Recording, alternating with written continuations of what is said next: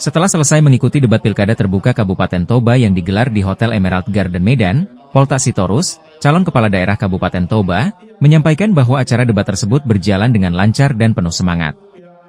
Ia mengapresiasi proses diskusi yang berlangsung dengan tertib, serta berharap masyarakat dapat menilai dengan hati nurani mengenai pasangan calon yang memiliki pengalaman dan visi untuk melanjutkan pembangunan di Kabupaten Toba. Polta menekankan bahwa pengalaman yang dimiliki pasangan calon sangat penting untuk memastikan kesinambungan pembangunan yang berkelanjutan di Kabupaten Toba. Ya, terima kasih. Debat calon Bupati dan Wakil Bupati Kabupaten Toba hari ini bisa berjalan dengan lancar. Terima kasih kepada semua pihak, terutama penyelenggara KPU Bawaslu dan seluruh pihak keamanan yang bisa menyelenggarakan ini dengan baik. Kami sangat bangga, berterima kasih kepada semua penonton, khususnya masyarakat Toba yang telah ikut melihat debat ini. Harapan kami supaya lewat debat ini Bapak Ibu yang menonton menilai pemimpin di Kabupaten Toba ini, supaya kita pilih yang terbaik untuk Kabupaten Toba. Kita ingin pemilih Kabupaten Toba ini ke depan lebih baik, maju, bahkan tetap berbudaya.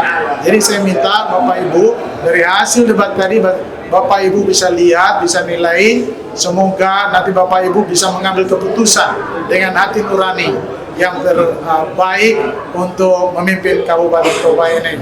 Ingat bahwa pemimpin yang berkualitas adalah pemimpin yang tulus, yang berintegritas, yang punya pengalaman dan punya hubungan dengan semua pihak, supaya bisa nanti anggaran ini bisa dibawa ke Kabupaten Toba.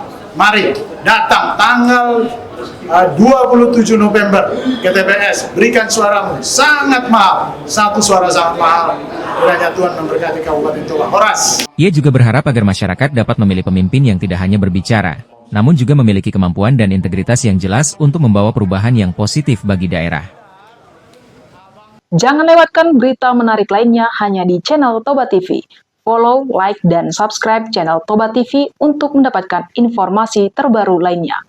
Horas.